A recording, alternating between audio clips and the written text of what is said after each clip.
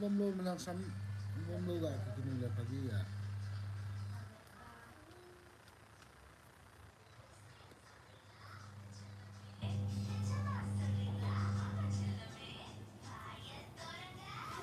kamu kecil nanti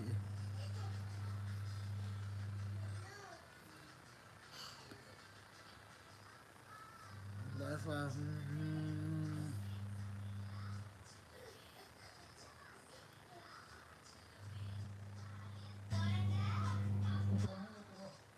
anh ni apa apa sih dia live am jo sen like bolu te guys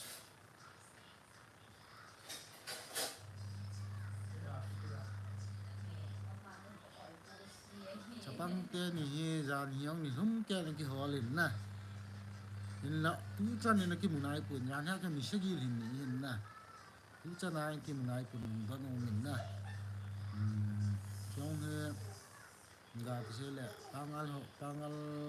yan ha pangal ho mình cái đó là mộtปูnó tì vào nè thì cái lùng kia là he mai bí mai bao hỏi cái việc xài hành lắng như lẹ cái mùa gió đi hầm thì ai gạ cái hồ phong một cái tì hi live khăn bỏ lên nè giờ nha chân một tôi bố họ ông cái hồ lên in lạ cái mùa gió cuốn nè mình có mong tiền tôi như hiện mình biết chân này tiền là tôi như chân là luôn đắp sau họ cái mình địa của in cái dòng he khang đeo gần nè ngàn hi cái nào chơi ta hi có tin chẳng ai lam kalang hin cuban le koi te lui area hin la sabang te ni lung hi akimudi on pun na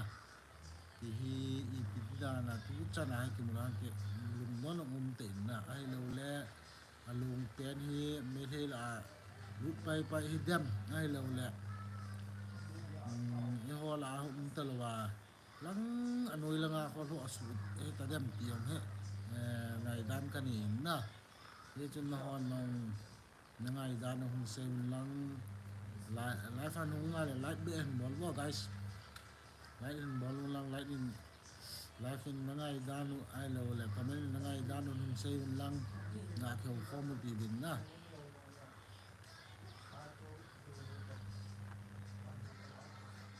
sáng luôn sinh sôn Kuki namite papa thiền thằng vợ chị uti amen ini sang luôn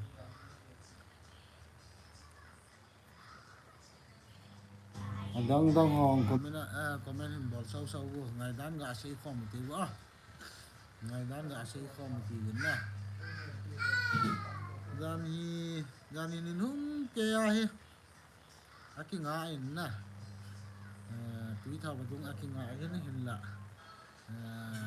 sapang te ni lung chung mung doi nai pun ya he don na ngomin I ti mo hi dem con he thế nào ba sáng lu con he thế à con he thế lẹ có mấy nên chơi rồi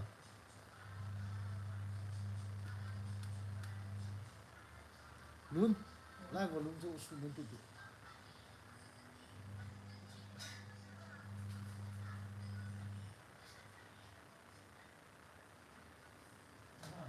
น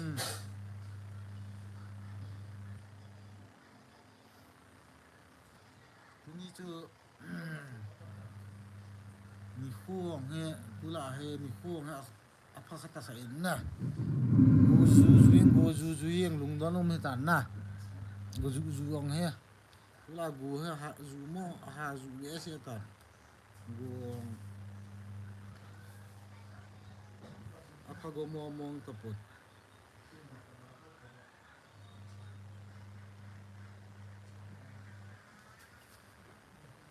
นี่เสียไลฟ์บอลนี่ก็ตีเตะกันเห็นไอ้เจ้าวิดีโอหอละกะมาเลยmemory fullไปจีนนะเดี๋ยวบางวิดีโอกะดอทจีไปเห็น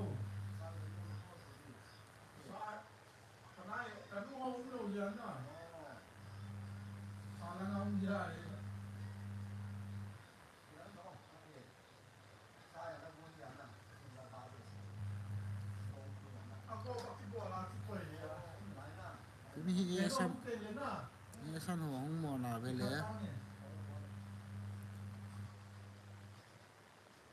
นี่สั้นหัวเบี้ยของคอมเมนต์เลยพอดีอ่ะนะนี่สั้นหัวมาเลยไอ้กี่ปัจจุบันพีจีเห็น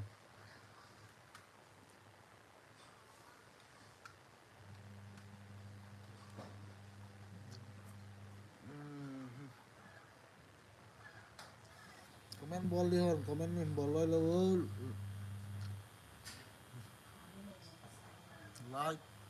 คอมเมนต์บอลเศร้าๆไลค์ฟังเจ้าสิน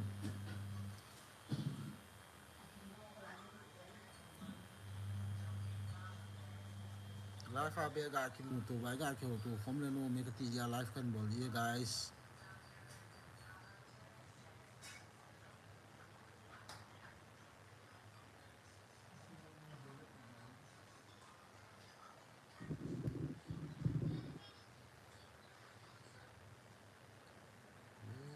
ก็มา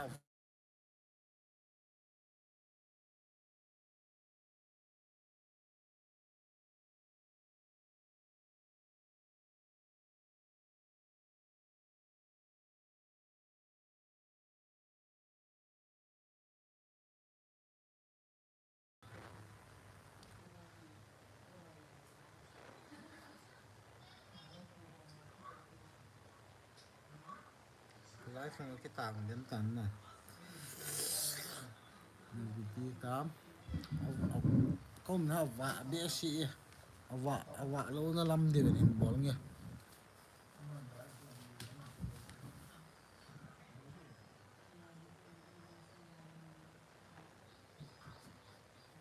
ตรงนี้วางแคมป์คุกกี้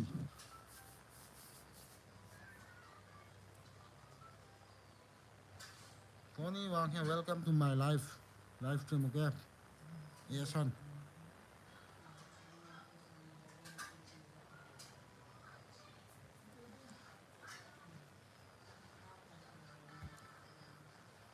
ว้า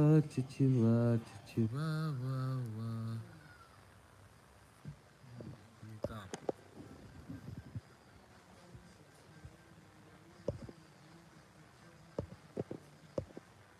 นั่นเราตัวเองก็ไลฟ์สตรีมอยู่นะครับไลฟ์ที่นี้มูเทนาว่าก็จะก็ลงแหละมันเป็นที่ที่ทำอัตต่างกันตันคือสกรีนเอาให้นะแล้วที่มูเทนี่เป็นที่ตามเป็นที่ไกลมั้งก็ไลฟ์บอลชัว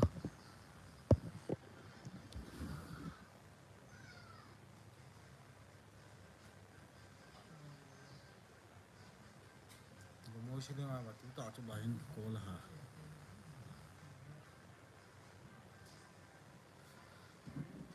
ไลฟ์ฟังเจ้าเส้นไลฟ์หินบอลเศร้าๆวัว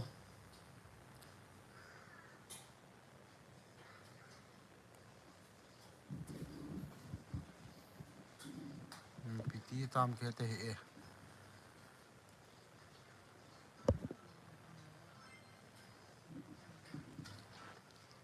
มีพิธีตามน่ะไลฟ์ก็บอลชัวมองสิเนี่ยว่าจะที่ต่อจะยิงที่โกลฮะ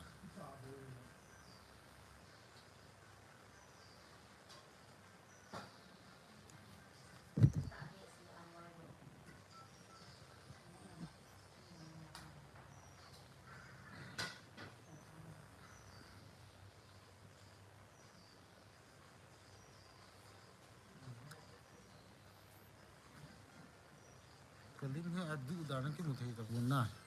พิธีตามสกรีนเอาคิดต่างกันเนี่ยพิธีพิลาตา Hello my people comment ตัวโอง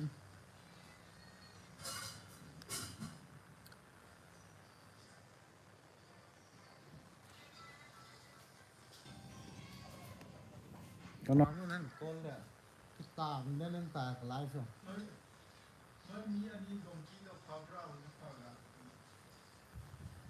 มังเล่นรู้ว่างให้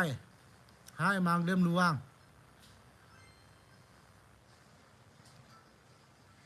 เคยให้นิ่งบ่ให้เหรอ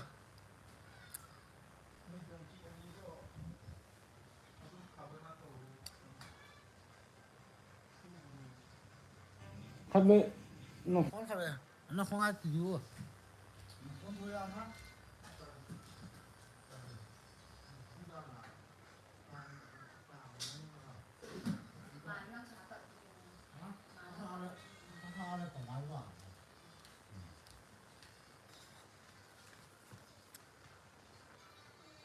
Thanks for accepting my request.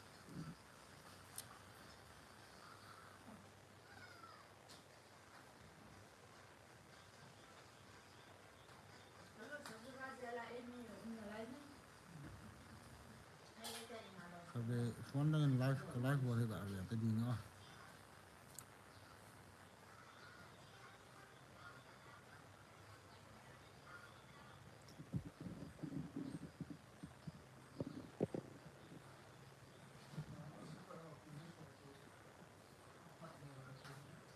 Piti karena dua tu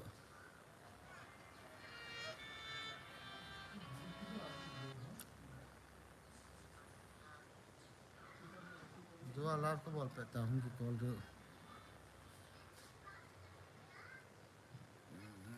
I like to see you Manglem. What happened to my Okay, let's done.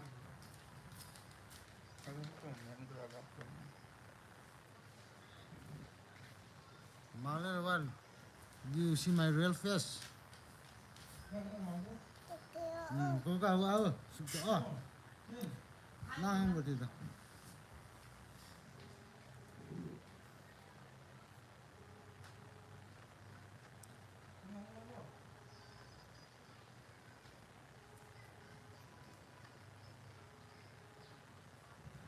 Sao live enggak sao guys.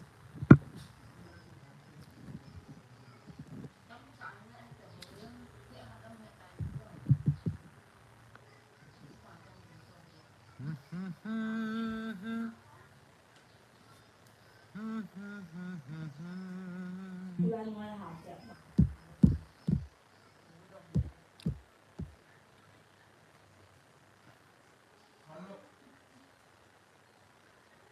Jangan cek malam luang apa long dia hari ini. Nan kari hari baik kan dia dah.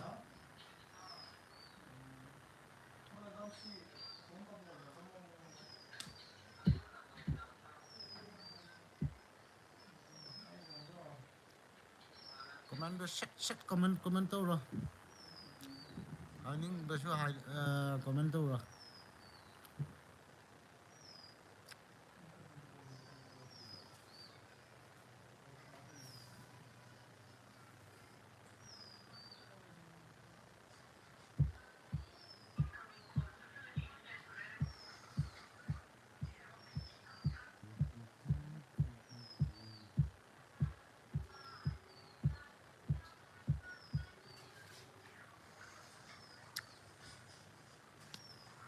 Live có bol phật là em hỏi gì tí nôm gì đâu hầm đậm mở mình nè em hỏi sang ai mấy cái lòng hỏi cầm được gì vậy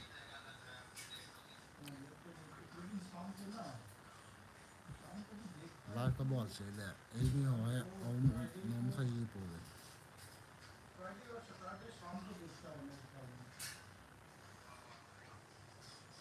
mà lên được làm buồn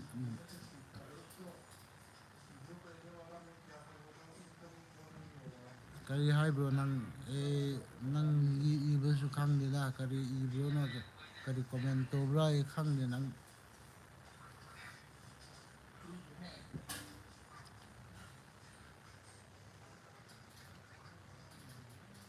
malem lo noi dong ki ani du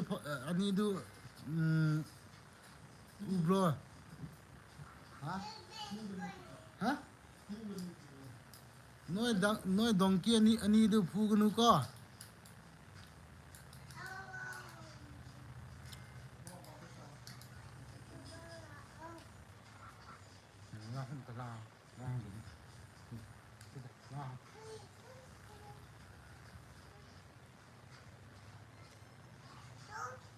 noi dong ki ani du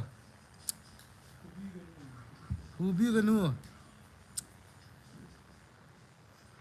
khoi mi ga exchange to ba mi donkey ni du khang bro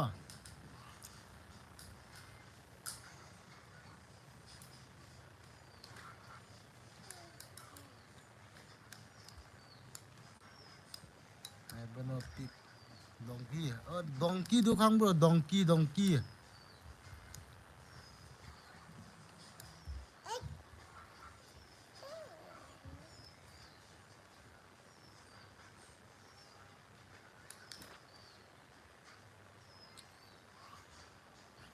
นี่จะกับเฟสอะไรเนี่ย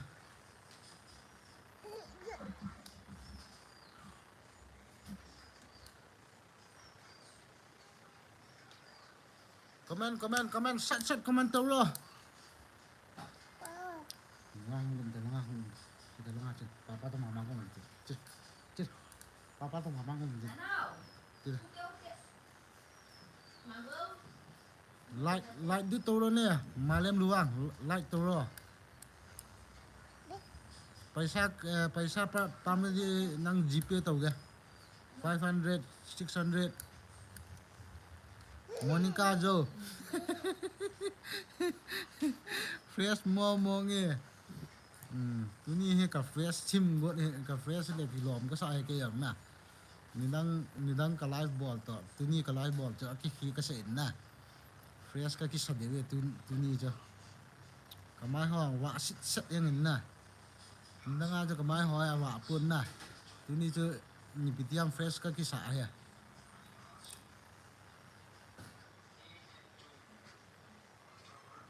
Monica Jo ai thì đừng ale cái live này đã share pi thì ham nhìn share pi o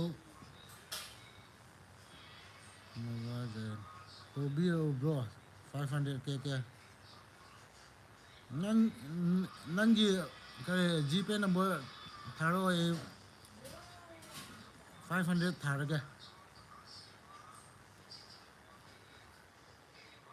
Malam luang OKP dok Malam luang so as egi regular customer ne masih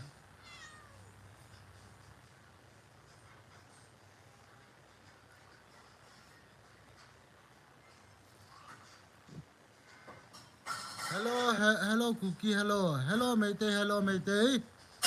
well welcome to my live stream Meitei Harris Krambam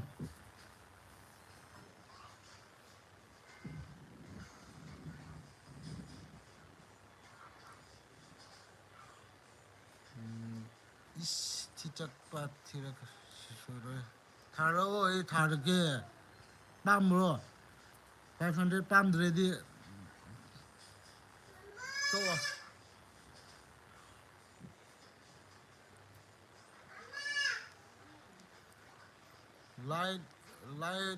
light subscribe already 500 pirage nói gì mi là không bơ nếu phải mi đi khăng đi là bơ khăng đi nói cookie Manipur đã khăng đã đại nói cookie Manipuri khăng đã đại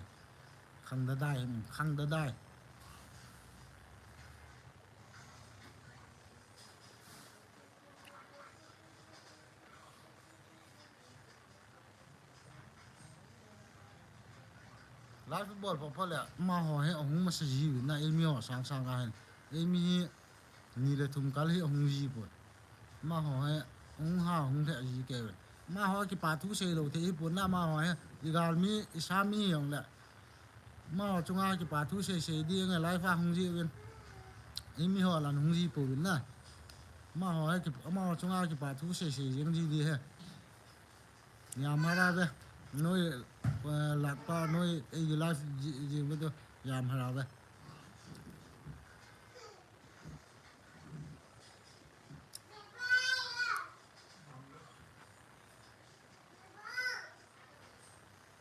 Kang Draga kari di Manipuri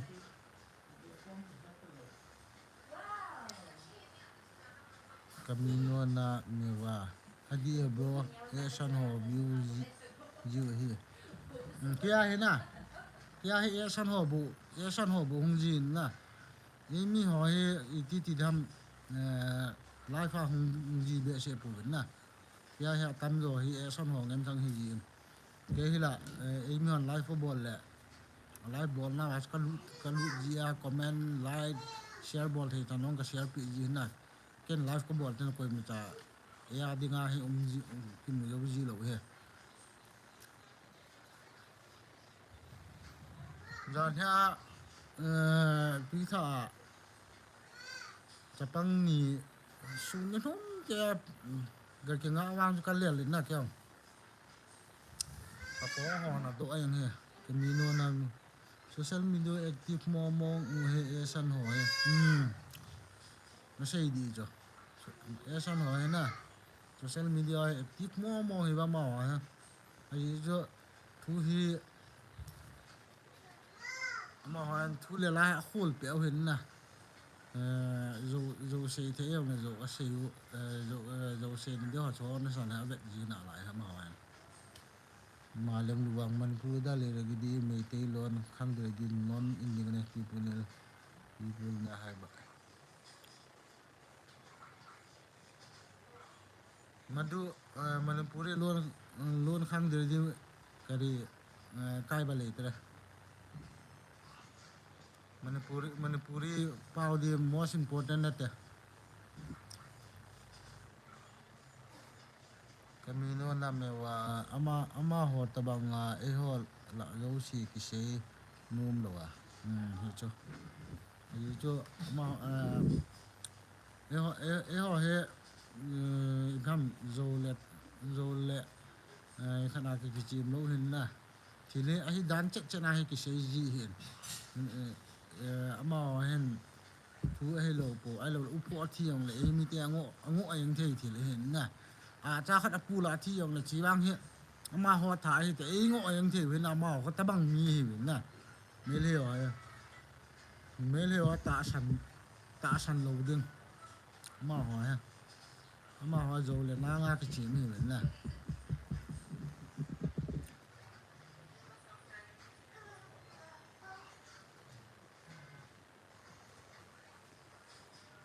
Haris Prambam important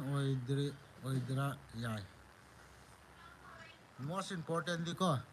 English ga Hindi most important Manipuri loan important ate ania wa pat len chan ge ya zo san hi adia di so chief minister pa ho mi zo hi na chiban ne mele pumpi he mi zo minal bo he ma wa to a ho mele ko pia ko sodom le gomora bang yang he na ma ho sodom le gomora lai bang yang ta ma ho zo la ma ho ola gam ai ne dio hin na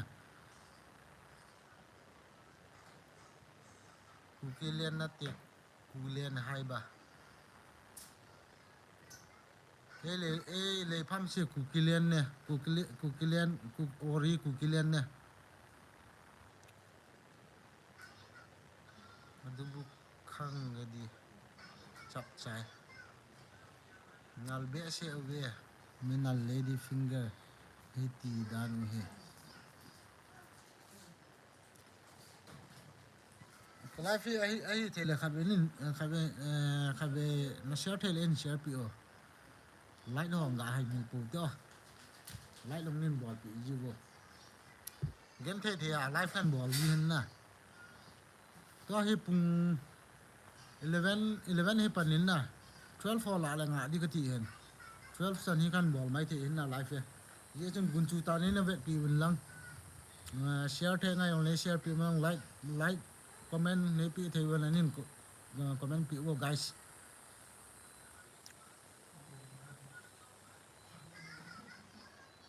Where is the Kukilian? I'm sitting on Kukilian. Kukilian dai phame noi khan do bo. Kukilian ok bro ꯑꯩꯒꯤ ꯏꯃꯥ ꯂꯣꯏ ꯅꯣꯏꯒꯨꯝꯕ ꯁꯤꯗ ꯌꯥꯔꯣꯏ WhatsApp group ahin sei masaji o na live bitin sei masaji dia yang le di di nam na WhatsApp group ma cho ka live zo tin le bo kan share do ji hin na live live go net ek su pe pe le live ball di na ko ti lo tu la electric lang he boy na electric lang he at vele tiji te la network hum di ro to la de network he boy na di sana Jio he me le ten Jio he control di wi na la hum thi nge chu Jio network chai yang ji na chi ya he jin ka la nga he live ho ball ji le apa ji ko ti do le ni ha lang te na live ball ji te na live ho su lo te net ji ta pon si te na ka na ji lo he Paris picture Japang tu ya teni chu kimunai lo he zan hi ai ong ni lam kalang hall win ke ban la lang ke ho area lang ong he na koi te area lang ong he che lang he youth club ho khothum ni jingka lang pung apana ni na lang pung chan he ko mo he na chỉ cho mà anh máy sụp pe bên nên là akim mùi dâu địa phun na thì pha na akim mùi dâu lâu pha na chú không cái bàn lẻ độ tàu bên na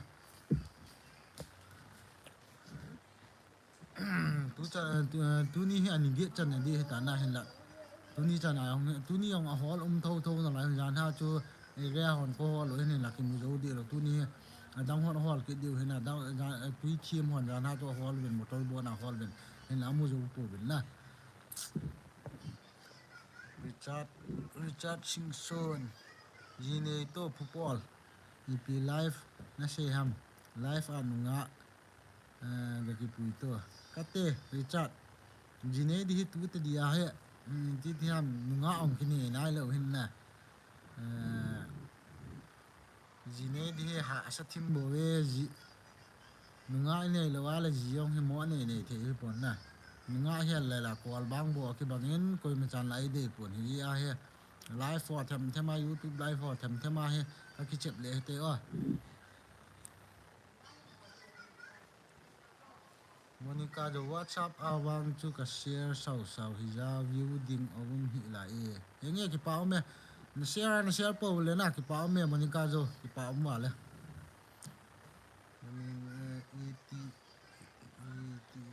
ha ho ham koi in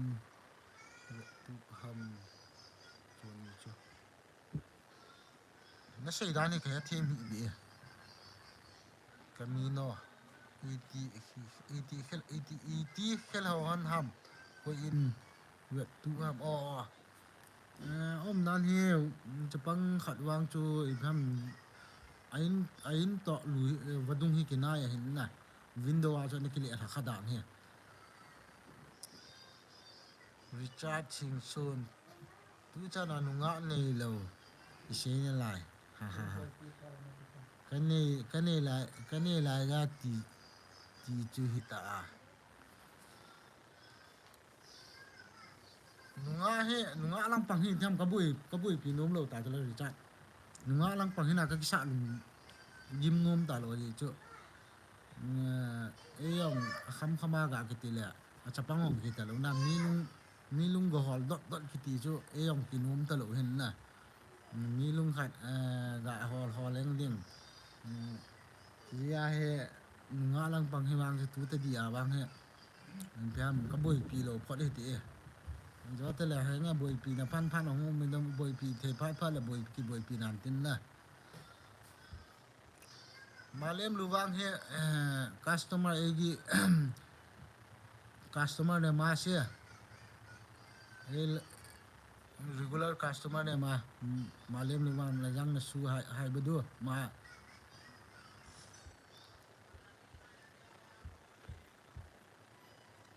cái mai nung ngao khát nên hỏi bị thế rồi chặn cái mai nung ngao hỏi thầm khát nó như này nhé điều nè cái mai nung ngao họ khát pen nên hỏi bị thế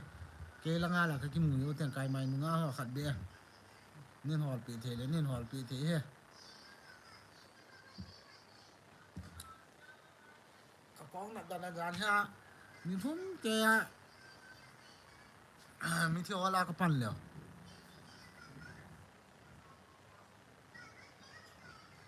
mình nó san ho hi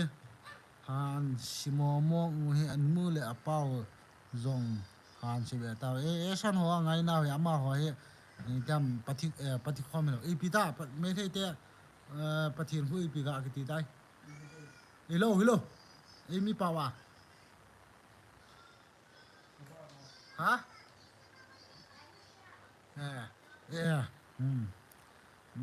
mấy cái tiệm bát thì liền liền mà xel thì giờ nó mà anh chọn khăn chọn hết rồi gì chứ anh nhớว่าในห้องbằng Sunday school cái lâu thì bên này chỉ mà anh nhìn trả hết lâu thì vậy chỉ cầm bao thì dạ mò thì mình làm như khách đi đàn hết lâu mà mình đi nghe nó phát cái lệ tai gì này đinh lung gel nó phát cái lệ tai gì này đinh lung gel đã ta ai thôi nè phát động cái lệ mà ta hay sắm mong mi cả ngâm ta nè đi để ông mi chạy chạy chạy yang ta đi bắt chạy chạy lệ với mong ta hay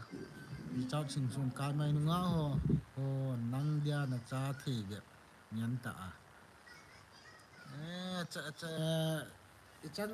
cha lâu thì họ nó họ đi chả là cha thì đi họ là họ bùi hi đi học cha thì lâu đi họ đi chả là mỗi ní tí lệ cho lom cho vậy cái chuyện bị là bùi đi chả là nếu phận ngã han cái tiền là han bẽ sẽ lâu nè họ đều có hi lâu lệ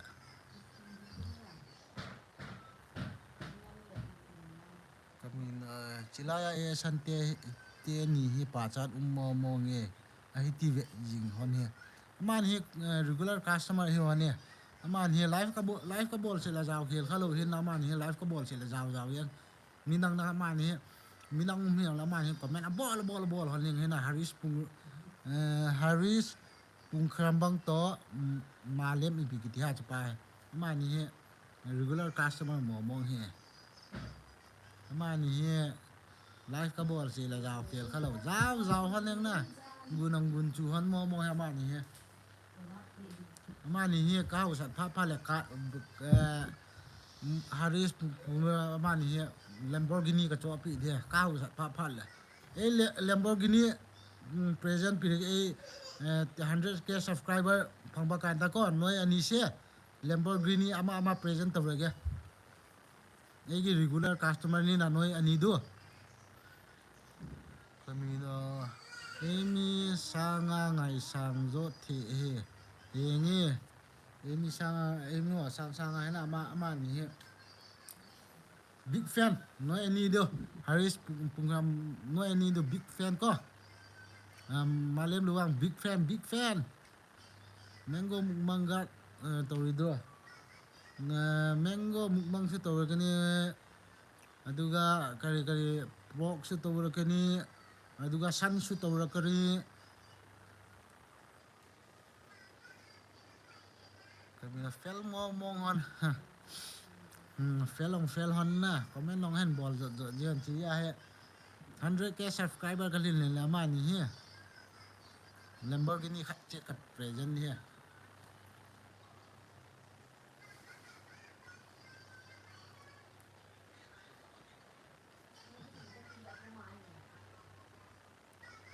la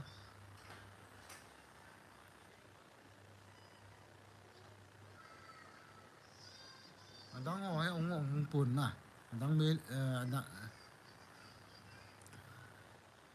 mình nó gạ share lên nghe là live feed nghe in share rồi cái báo mẹ chỉ cho bà cái ngày nữa hết à in share in lắng mi raนี่นะเวทนำที่พัดจุ่มปีข้าวเลยอภัยนะสิงค้าลังอาบุไลฟ์ก็บอลเลยนี่ละลังเฮที่ทำนี่ละลังเฮก็ใช่มาบางไงจนน่ะเน็ตเวิร์กลังเฮบุยจีนชียานนี่ละลังอาเฮก็บอลเฮจีสิงค้าลังเงินจังไงกันไลฟ์ก็บอลสิงค้า ขัดเวลาก็คิดปัดว่ากูมินขัดเวลาก็คิดปัดดีกูมินนะ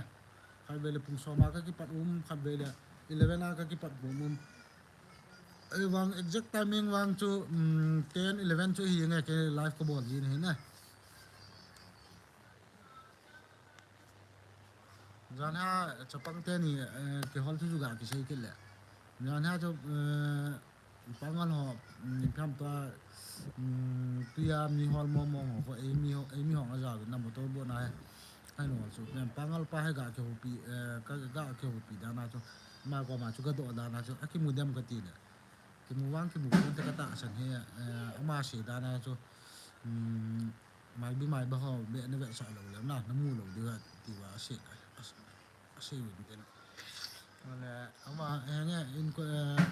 chapang ten nu le pa in ko lang tiang chen he bol thei thei cho bol de tan khe lo wa gan na ma nong thei to ko so de he tan i tamang bang a bol de ham ti dang wang chu i ti an bol de ha wang chu ke pun na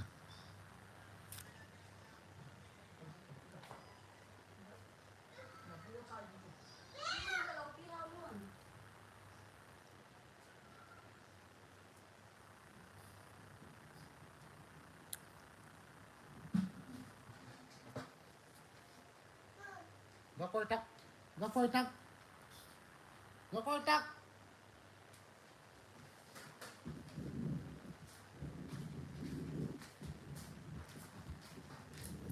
pangal ho ku i ti tui in ala ji lo ham ni ho la tu ya chi ko chong hi ngai dan khan ni ama ho ku ga ki sile chep tan hi min na tui nong tui la kho ma kho mo tui chep tan ki ti ai lo la chep tan ho hai tui na mo la thei ji lo a ji chu ti bu kim lo hi ta wen na ma ko ji ya he thila sanga ai nong ma ko ade thila sanga ai nong ki chat he ma ko chep tan ki ti na bible ang ki sen chep tan hi ai ho an ge lo wa le in pham ai khat khel na tan ve thi di ni la he pun na chep tan ki ti hi đầm thì nó hiện na chỉ ra mà họ có tuy là cái tiền lăng ít cái tiền nó mua thì đâu vậy ama đi là cũng ghi sắc thưa mà mình này gì có việc as nói gì ama hero lại nè ama jit lại sram hero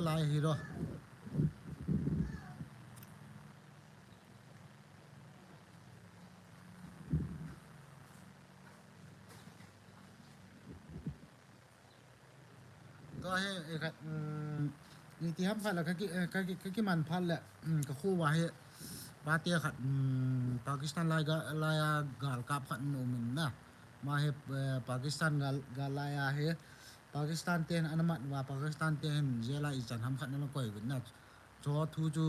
นี่ที่ฮับขัดแล้วขันเขียวปีดีเห็นหน้าเมาไอ้ว่ามาโน้มเราทำเกี่ยปุ่นยังแหละเมาเฮ้นี่น่าให้มันจีเบสเชปมาให้รู้นะตกเห็นนะรู้นะตกเห็นฮิยามาให้พัดเลี้ยมจังขันพัดแหละมาจุกันเกี่ยวกับปีเดียวว่าสิไปปันลายปากีสถานแต่นมัดดานอีที่ปังอาศัยสาวห้ามอีตมาอาศัยสาวห้ามที่หัวชนะขันไปอินเตอร์วิวขันบอลเห็นจิตตั้งเนี่ยมาให้มีโอเชียนเนี่ยไงนุ่มสุเกดินนะยามาให้ขันไปให้เกี่ยวปีมอนอินเตอร์วิวบอลลีกตีฮะที่มันมาที่มันพัดเลยนะ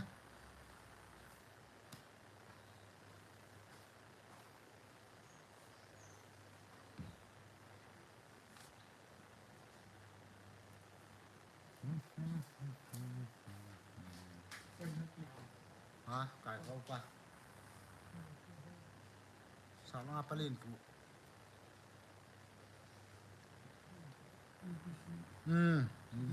เชียงมันปะครับ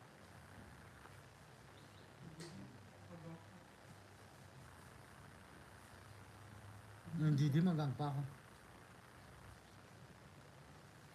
โมนิก้าโจชุดเตียงเล่นไลฟ์ดีฮัมออร์ไลฟ์อีกเงี้ยก็ไลฟ์โหลดดีฮะ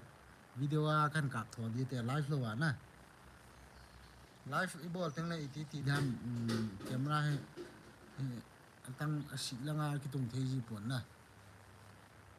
ไว้ละงากิตุงเทียชีละงาบตากิตุงเทนี่ยาช่วยเทเราเด่นนะที่ยาช่วยมาให้วิดีโอกับมองไลฟ์เราว่าขั้นเกี่ยวปีเดียวมาสิ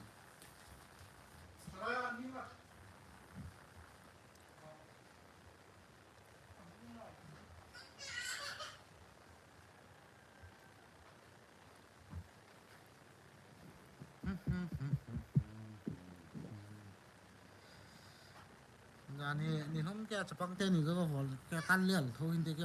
กันห้อกันห้อนนั่นละอะไรนะก็ก้องห้อนนั่นละอะไรเนี่ย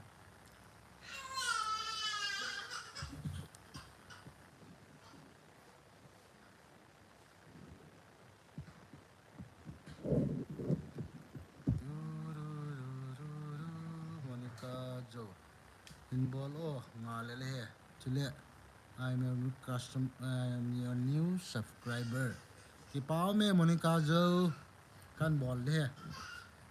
มาเฮอีที่อาหงที่มันทำที่ฮะปนน่ะว่าชีจีอินโลจังเลยหัวบอลจีอินนะมาเฮตัวอาหงทิ้งห่างละงาอมเห็นอีที่ละหงที่มันซันเดย์หัวSaturdayหัวละเลยหงกุมาเลย Sundayหัวละเลยหัววินไก่กี่ขันนะหัววินไก่กี่ขันโจฮัมเลยกันเกี่ยวปีเดียวเขามาอนุเลยนุ่มทำนุ่มโลทำวังกี่ใช้เที่ยวเห็นนะมาก็จีจูแกมร่างเห็นเฟสงำโลไม่เที่ยวเห็นได้จีจีอะไรหงนุ่มเดียมนุ่มโลทำที่แกกี่ใช้เที่ยวปวดเหี่ยวแหละอนุมาเลยจุกันบอลลิงอนุโลเลยจุกันบอลโลเดีย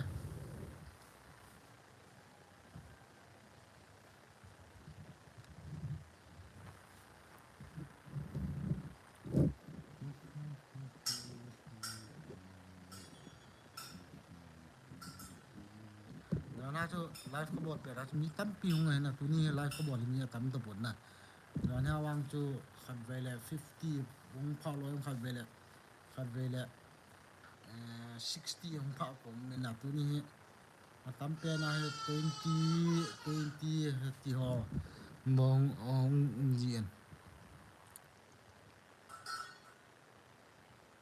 วางปูกุกีตาจะเป่าพิศวายพานี่ปีเนี่ยตาวายไปจิซูนพาห้ามวายพาห้ามโอเคซูนพาที่ไม่เต่าเต้นนะวางปู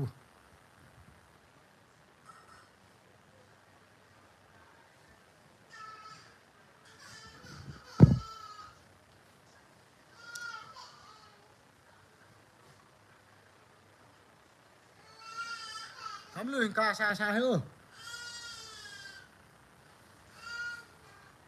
มันก็จะนั่งห้อยไล่หัวนี้ทำในไลฟ์ก็เวปัดนะไอ้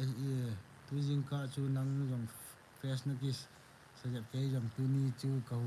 เทวันกระโดกระโมไทยแหละไข่ไทยdoไอ้เกี่ยนะดังมองเล่นไพ่ลำหัวเกี่ยนะมองเล่นไพ่เนี่ยเดี๋ยวเนี่ยเราเดี๋ยวบางแค่มองเล่นไพ่ลำหัวเกี่ยที่เป้าเมียแล้วทอดอ่านท่านมัวไทยแหละเกี่ยไลฟ์นั่นไทยจ้ะเกี่ยก็ว่างเกี่ยก็เรียกว่างผัดอยู่ให้ตันนะที่เป้ามันโทรแบบไลฟ์นั่นsubscribe นั่นบอลปีลอยเจลงที่เป้ามันโทรบินนะก็ที่เป้ามองไงที่เป้าตัดเจ็ดเนี่ยมังผู้กูกีตาจะบอกสุนพา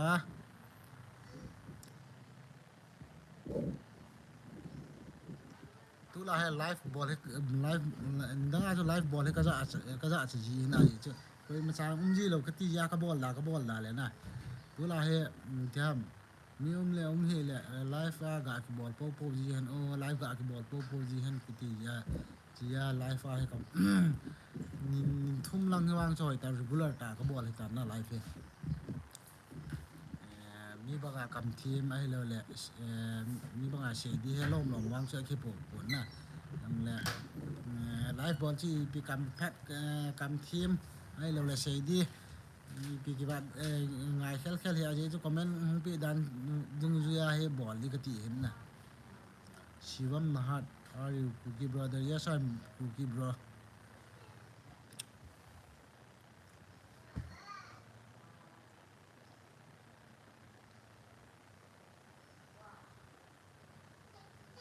Please tell me Hindi. tell me Hindi.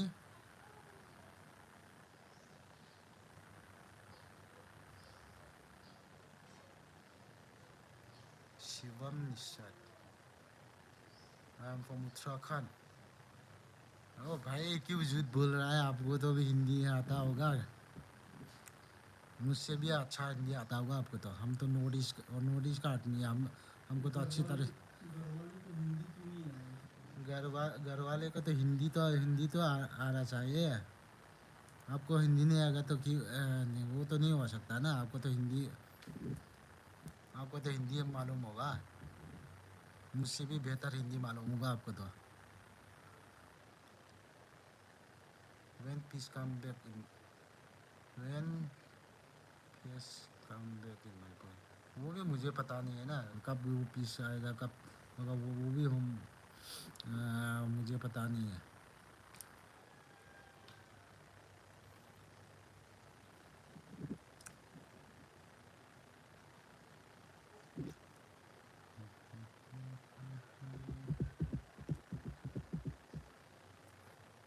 और शिवम नशीद, मेरे channel को subscribe और like भी कर दीजिए भाई।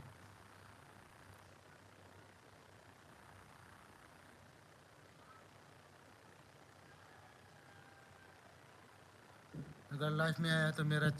Life पर like कर दीजिए और सब्सक्राइब भी कर दीजिए। आप लोग की वजह से मेरा चैनल बढ़ेगा ना। आप लोग सब्सक्राइब नहीं करेगा तो कैसा बढ़ेगा ना मेरा चैनल।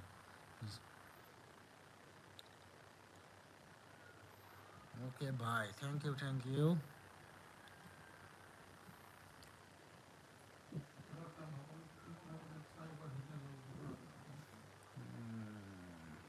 ज़्यादातर उत्तराखंड के तो आदमी लोग तो ट्राइबल होगा ना।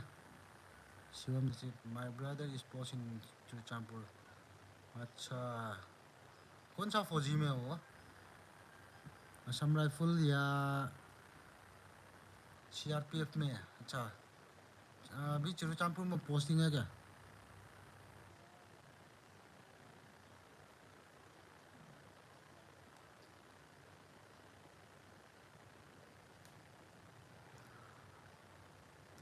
सबसे बड़ा है क्या वो तेरा वो भाई जो सीआरपीएफ में है, वो सबसे बड़ा है क्या? नहीं तो तू बड़ा है।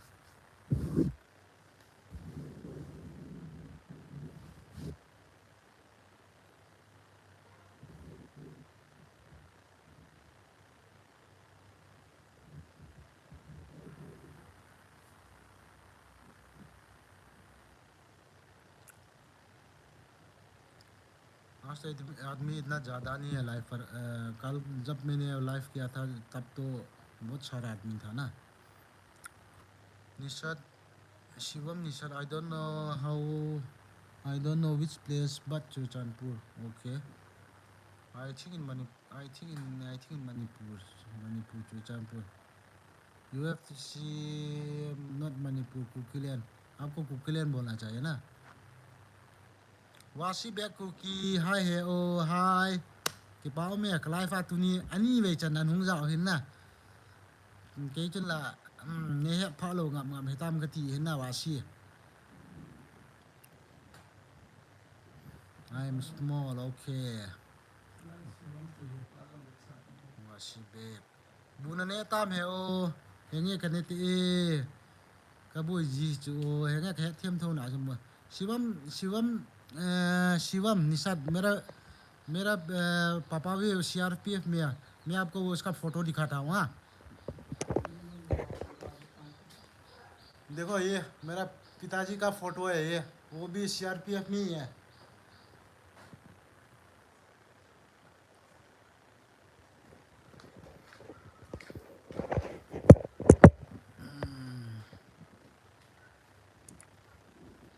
तो आज नंग ला वासी बुनने काम तो ला है नहीं बन बोई तेंजी दे कमु खद खत ही बे कती है।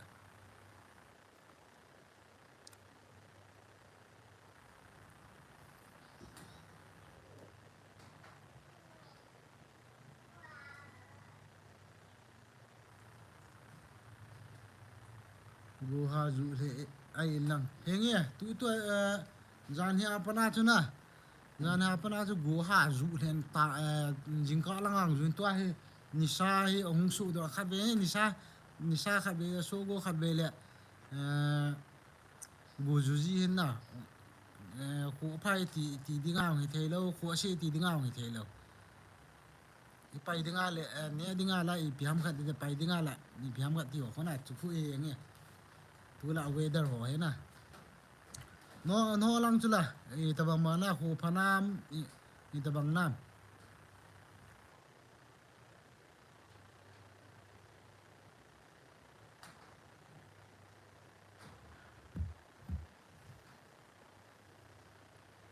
Gana chu live ka bol live gana chu live ka bol mi atamina tu ni chi tiam mi atam be se ke ho lang zong tu la gu zu zu jeng e tu la he na hoi lai gu zu he ha bol ten dan hi lang manipur be pyo he pon na lang gam chum nagaland hi ta hoi lai ta gu zu tu la gu zu gu he aning ten na to gu zu hi phamo he na in lang chang wo phat hi ta nghe chang wo phat hi ta ba boi ti ju le jo le ki boi ve ta koi ma cha he chang wo thei ding hung ki na dam na lung don me ta he tu kum hi gu he ami al se mo nge ngin na phal biong ngo ta hi di ta hi ti gu ju yang ha dak mo om le ta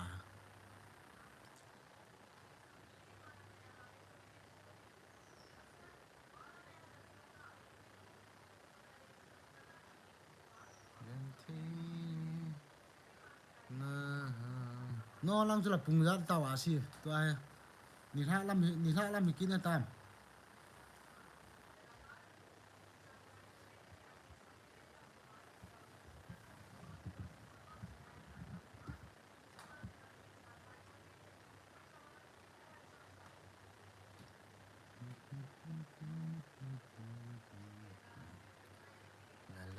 la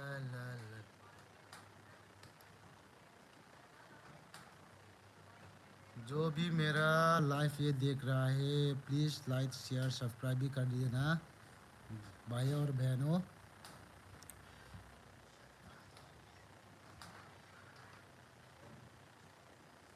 life life पूरे time ते like share subscribe भी कर दिए दे साथी खान अपनी Khan subscribe ना करो तो मैं किनी का हुआ ना अपनी खान लाइक सब्सक्राइब कर दिए मैं भी अलग किनी का हुआ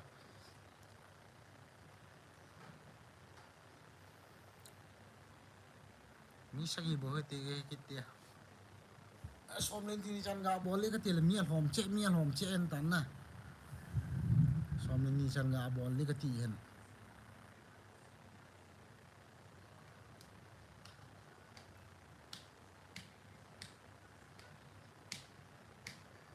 นี่บอกกิตายไม่เตชิง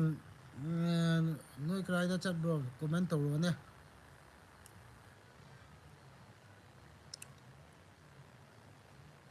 ไม่เตละอัมลาว่ามาหายแล้วแกน้อยดงกี้อันนี้สุยุมหัลักเตอร์บล็อก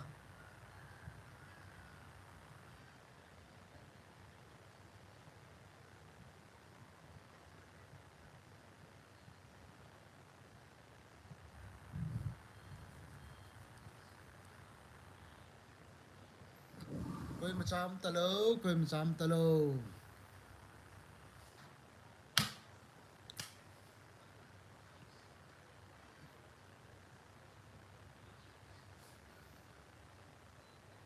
นี่ส้มเลยเลี้ยงทิ้งกิตเตะ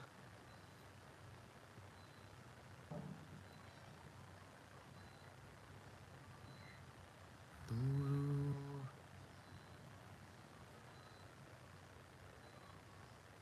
go something bolo go something bol chi khi lo he ke mi me doi khi ten ja na yong changang ki wa do ngam ni na na ye ya go something ga bol amuna ka thi den ye bp ga thi den ye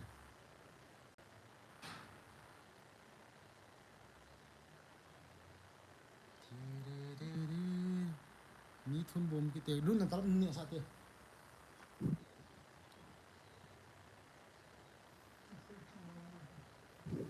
ตลบการนี่tadi nggak guys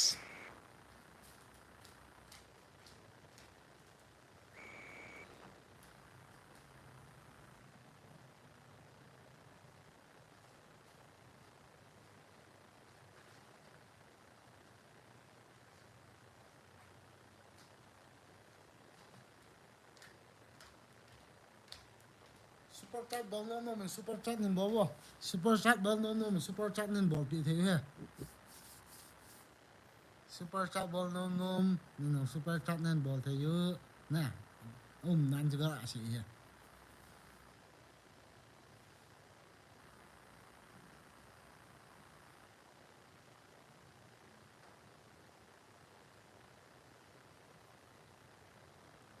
chúng ta sẽ có mới sẽ lại thì ha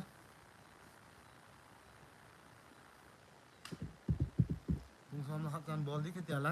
lại thì ta hay có ngại tệ không ngay đi đoạn này lại cái này cái tiền lại ngại cái ball đấy chứ Native people cái này chết được rồi nuôi comment đã lâu nè nuôi kỳ bra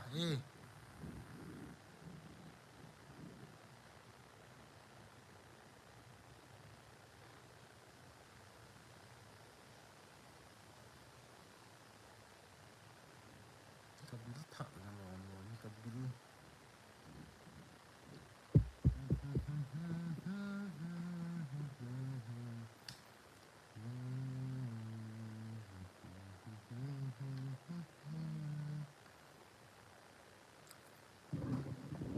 sang sagur pam lang lên vậy sao cái ni sang sagur tan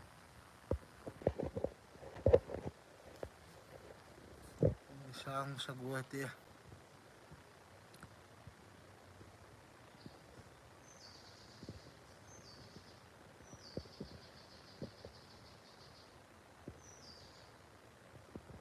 khu lê van hong khu ve vô khu lê van hong cứ lại hỏi mong họ ta lâu na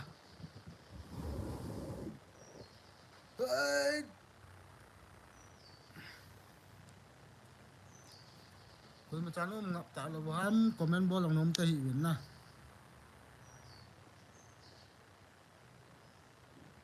คอมเมนต์บอลลงตะปุ่นมามังสิงสิทธิ์ดูให้ไล่หัวนี้ฮะมองเลี้ยงไพ่หัวที่มองเลี้ยงไพ่กูกิเลนหัวที่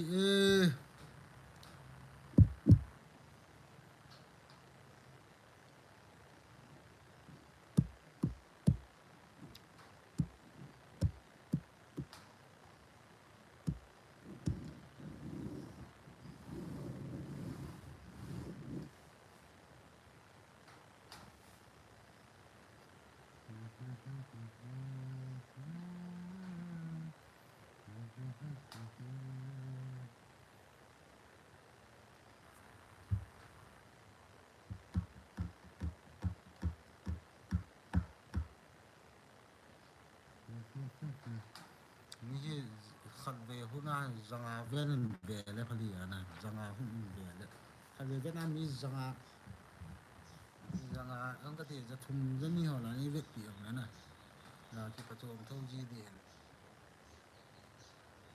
นี่แต่เราไม่ลังล้าขัดกากิเฉลยพอดีนะล้า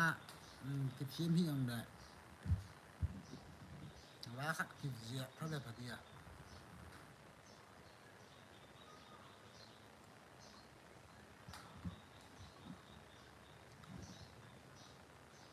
ตอนนี้ตอนนี้บอลลี่ก็ติดมีอารมณ์เดี๋ยวอารมณ์เดี๋ยวอย่างนั้นนะคุณชมราคาก็ปะเดียกระไรเฟีย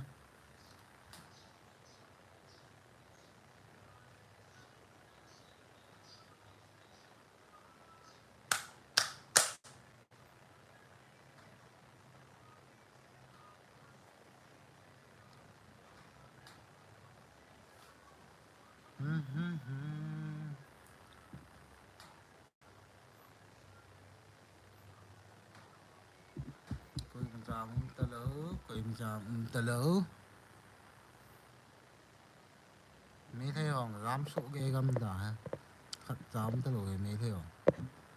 e san hong dám găm tao về mình turi e san hom găm tao về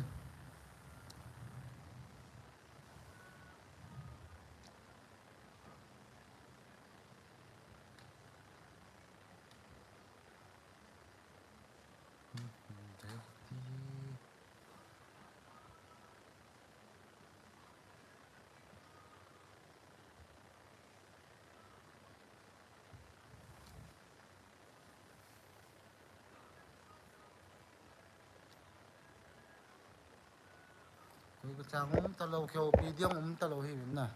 mình trong mắt bằng nha live hay cái lúc nào không bằng đi cái có thể là không tâm chuyện gì cái nên email to avatar thank you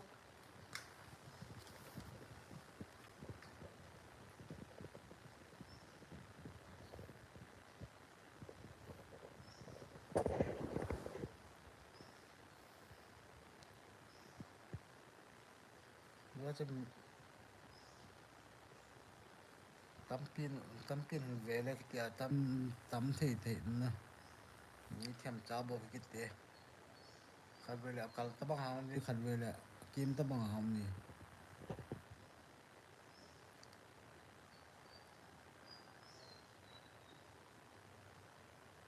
ดิลเมราจูดายคิว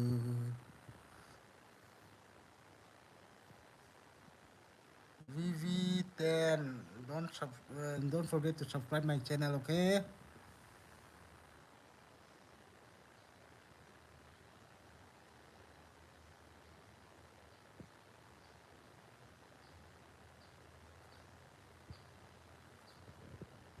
kanga di tam se bo kanga di te kum za ombe se tapon na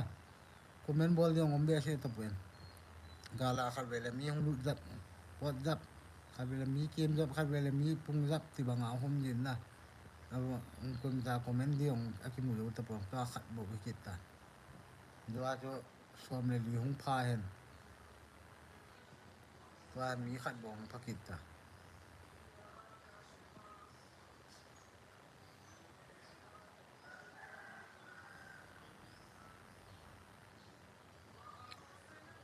Nagaland te thakikan sang si putani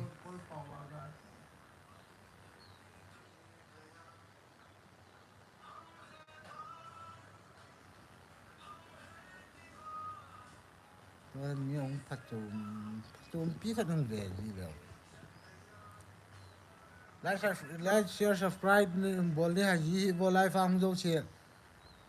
जो भी मेरा live पर आया वो subscribe like share वगैरह मत भूलिएगा दोस्तों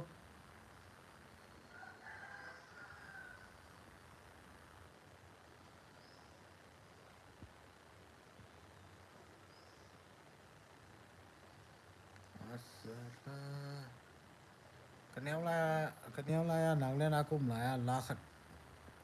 ka na kham khan kan sa dio Nagaland te thakikan misami si putani dang kheta lo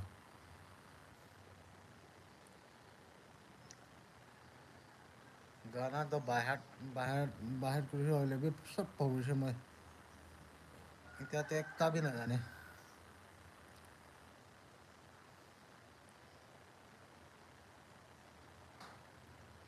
आजिकाली life कुरिले भी इमान दिगदार होइसो मानु साबले भी नाय और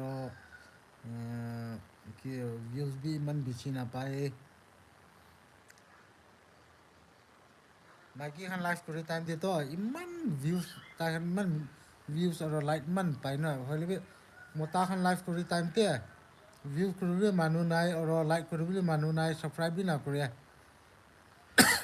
मोता खान लाइफ कुरि जीरो आसे मोता खान तो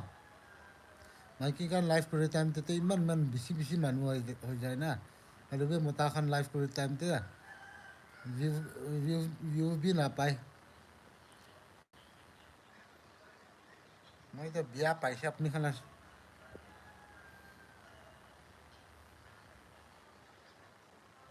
मानु भी नहीं और ते साबले मानू भी नाही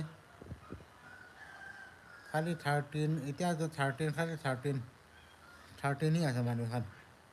लाइफ ते आई बोले टाइम ते अपनी खान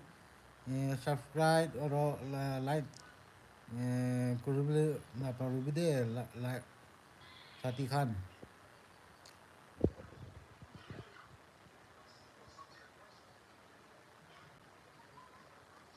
มันदिक्कत है मैं लाइफ को रे हले भी सामने मानू ही नहीं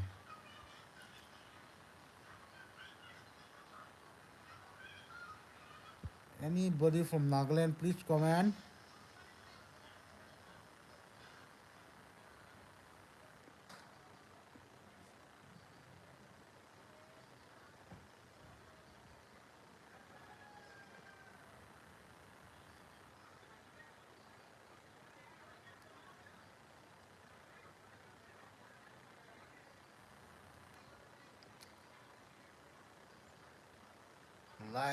live को भी बताएं 12 तक करोगे कोई मानू भी नहीं itu पूरा लाइफ खत्म कर बोला वैसे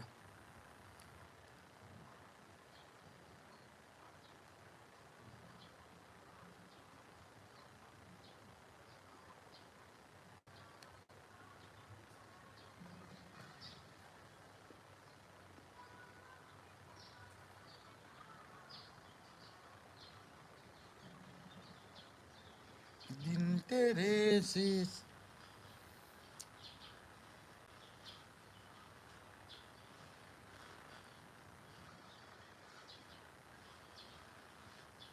हम जो से लाइक शेयर सब्सक्राइब बहन बोल जी वो जो भी मेरे लाइफ पर आया है वो सब्सक्राइब वगैरह करना मत भूलेगा भाई और बहनों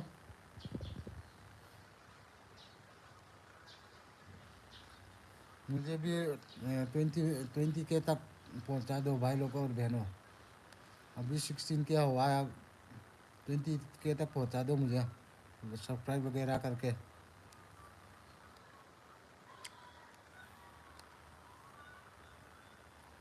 जब मैं 30 के पहुंचूंगा तब मैं अपने सब्सक्राइबर लोग को गिव अवे कर दूंगा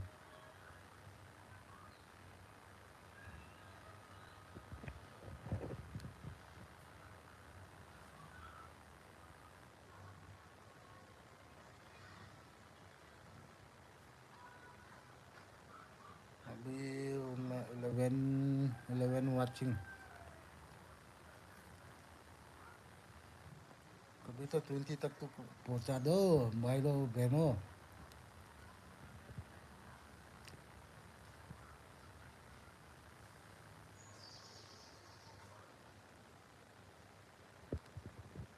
ngataute guys kun chambe se tapun na life hi ichanga tena ke boring jin